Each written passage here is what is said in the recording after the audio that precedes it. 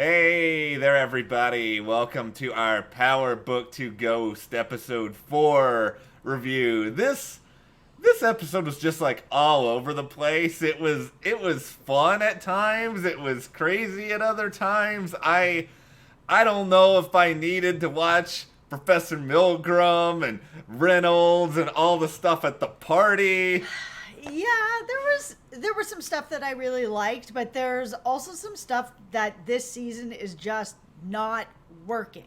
It is a weird season. I'm still enjoying a lot of it. I have a Me lot too. of questions. We'll get into it, but before we do, if you guys do like this discussion, give us a like, subscribe, hit that notification bell, support us further, check those links to the store and also our Patreon. Okay, so I wanted to kind of start with talking about Tariq's app and how sort of ingenious this whole thing is. I think I was kind of hoping that it would take a little time to build, like not just this episode, but like maybe this episode, maybe next episode, then something kind of goes wrong with it. But it all came together like magic. No problems, all's good, business booming all at once. And this was a little bit of sort of the issues that I was having with Tariq in Power Proper, which was that everything is kind of working out for Tariq without any real problems. And what I really want to see this season is more of those stumbles, like trying to figure it out, trying to make it work, like that sort of stuff. And I think we're building to that. Couldn't we at least have like a crystal blue persuasion montage like in Breaking Bad where you see like the stuff come together? It was kind of a lot like, okay, we've got all this together. Here is, I suppose, Simon Stern's husband who... It feels like his only real purpose is that they couldn't get Victor Garber for every episode, so they're like, okay, let's make this other character be a focal point in it instead. Oh, for sure. I mean, Simon wasn't gonna be down with any of that stuff anyways, and clearly Simon has married someone who is interested in some other things. There's a lot of things happening in this episode behind spouses or partners' backs. It's sort of just like the producers were like, hey, let's just throw all the cheating into a single episode and just hit this point home as if we didn't have enough of it on Power Book 1. Yeah, so we'll talk about the Davis Paula thing, because it was... I thought that's where they were going to be going with it. I didn't expect that Davis was going to have a wife, and I kind of was hoping that he wouldn't, because we have seen this play out already. It would have been a little more interesting to just sort of see that they are together, but they're working for a very powerful law firm, and sort of how those dynamics work behind the scenes so that nobody finds out about them. They didn't actually need to throw in that he was married. No, it felt like he was even written in like a really throwaway sense where they're like, "Oh, don't forget your ring," and he's like, "Oh yeah, I can't. This is important." And it's like, okay, we get it. Like there were a few lines like that sort of throughout the episode where it was really kind of hitting the point home, like Braden's family name leading to the guy that he was fighting with getting a suspension. It's like, okay, we didn't really need that, but it's like, oh, we need to remind you guys that Braden comes from a powerful family in case you forgot a week ago. Braden standing there with the ice cream was the best. Braden, don't be mad, man. You got 2 ice creams. Like this is the best thing ever. If someone's like, no, I gotta go, and you got an extra ice cream. I'm really enjoying Tariq and Braden's friendship and sort of how it's kind of building up. And I like how Tariq set up that whole party scene to sort of be like, all right, so this guy's part of the problem here. If he's around and he's able to deal, then that's taking away a little bit of our business. So out you go. And I like how he orchestrated that whole fight. I thought that was cool. I thought all of that was very, very fun. I will say, Braden is growing on me a little bit as a character. Like, he's still a cornball. Like, he's really, like, the cheesiest man alive. But can we talk about the outfit he had on at the party? It was like some, like, big ol', like, I don't know, it was like pink coat on top of the shirt or something else. He looked like he'd sort of just stumbled into a thrift shop and was just like, yeah, I'll take that without really even looking at what it was. We're like in Jim Henson's closet. He kind of had that Muppet look to it. I like him. And the reason I think I like him so much is because of those types of things. He's such an outcast. And I really like that there is a character that's like that, because in this world, I mean, so many people, we have like, Davis and even Tate to a degree, and everybody's so kind of Monet, very cool and kind of part of, they're all in on everything that's going on. Everybody's so slick. And then there's Braden.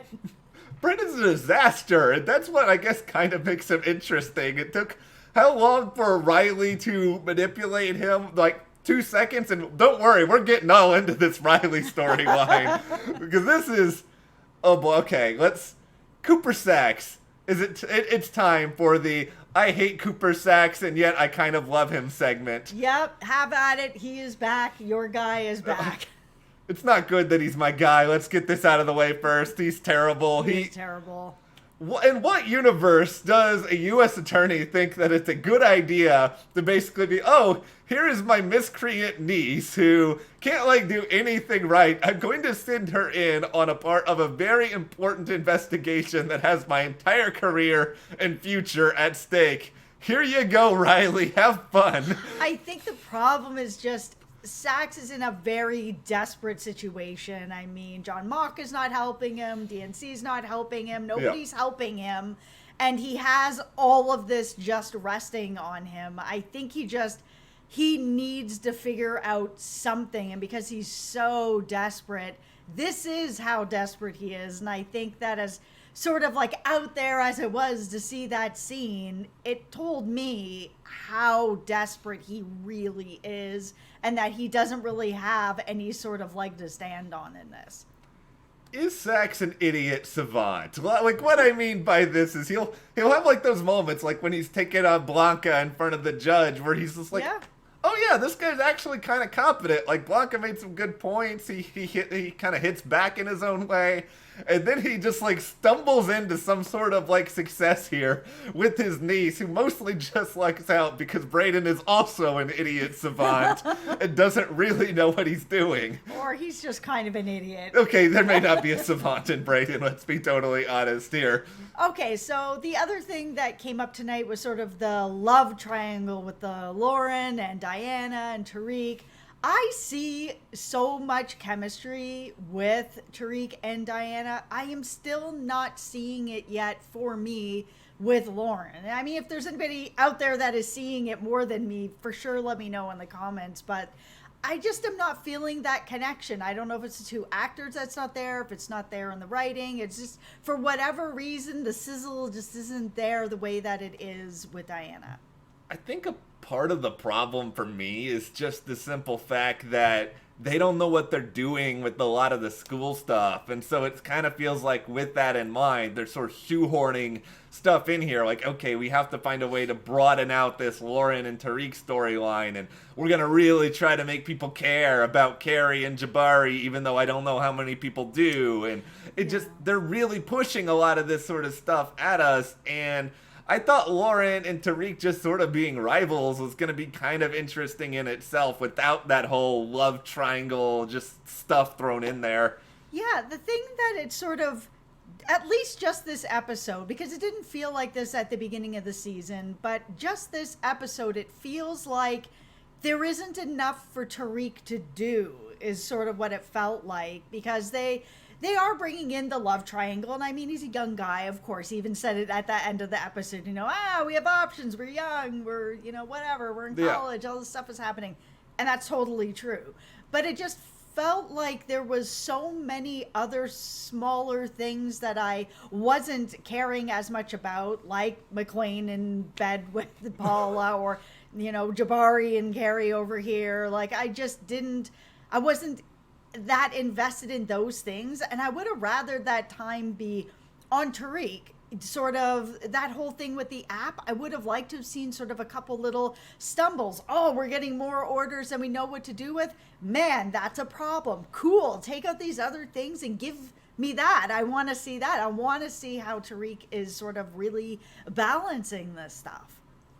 the reality here is that at the end of this episode, like, how many things are we going to actually kind of cling to for the story moving forward? It's like, yeah, we sort of have figured out now that Davis understands that Tariq's getting his money from some interesting places. And yeah, Saxe has got some photographic evidence of some stuff going down thanks to his niece operation somehow working. But there's... Yeah, sort of. I mean, what does she really have? Tariq standing on a staircase. Well, okay, she made it to the party. She made it to the party. That is, I guess, something. It feels like we didn't have enough sort of stuff that's going to continue forward unless it's more just about, okay, so Tariq being there is enough that he lives to see another day and he continues his operation, or learning more about a character like Drew is going to be interesting in terms of how they sort of push that forward and establish who he is. Yeah, that was a really interesting story that came out tonight. It sort of reminded me a little bit of what's going on over on Animal Kingdom and everything that was going on over there as well with, Smurf and all that storyline too.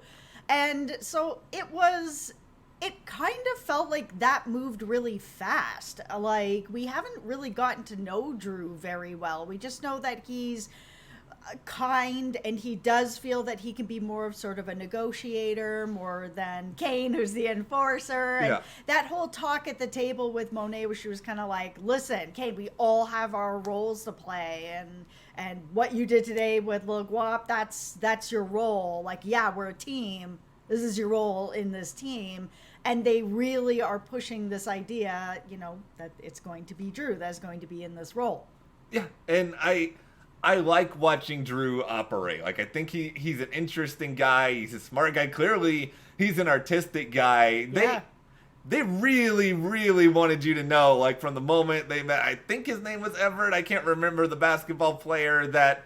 They really wanted you to know that this guy was a potential love interest, because the way they sort of even just lingered on, like, the scene at the drawing, it felt a lot like they were sort of doing the power version of, like, the pottery from Ghost or something like that. It was just like, it felt kind of like, okay, I think they could have spent more time actually establishing who the two characters were and kind of getting us invested in a potential relationship that way than sort of just having it be an extended camera angle. But I'm interested to learn more about Drew from this standpoint, because I would certainly assume that it's going to come back and play a role moving forward. Yeah, I mean, even if it was just going to be a hookup, it was kind of a lot of lingering right away moments where, I don't know if that's how it would actually play out with Drew. That's the thing, is I just don't know enough about Drew that then they brought in this potential love interest or just a hookup or whatever, but we haven't really gotten to know him well enough to sort of, is this how quickly things work for him? Is he, because he is an artist and he is someone who's a little more sensitive and nice and likes to negotiate, uses his brain a little more? Is he someone who's looking for something more? Not. There was just so many sort of hookups in this episode that it's kind of hard to keep up. That's the thing. It felt like, we know that it's on a premium cable network in Starz, and we get all that. And we're not being prudish here. But it just felt like they really were like, okay, we need to throw a lot of different love scenes in this episode to really kind of make it seem like, this is Starz. When I don't think they were all necessary for actually furthering along the storyline. I wish we had a little bit more action thrown in there. I wish we had more Kane. Yeah, because the thing is it feels like Jabari and Carrie are there specifically for that reason. Yeah. Just to have these love scenes, and they're not bringing anything else for me. Yeah, I want more of Tasha in prison. Yes. I want more Kane doing Kane things. I thought that the whole thing with Tasha and the pill and all that was going to kind of play out a little more, and it just didn't really turn into much of anything. We saw Tasha sit down, she laughed, that was it. I was just kind of like, man, I would really like to see a little bit more of that. The one other thing I should say here, though, is probably one of my favorite scenes of the entire thing is just seeing Tate completely get the gears from Steve and I, and everybody else is like, you're going to do what we tell you to do, so just stop it. It's like, I have never been so satisfied to finally see Rashad Tate, who I also love and kind of hate myself for loving, just completely just get shut down and be like, you may think you're governor, but really you're nothing like everyone else to these people. I can't with Tate. His character is so slimy, but I love that actor so much. I know.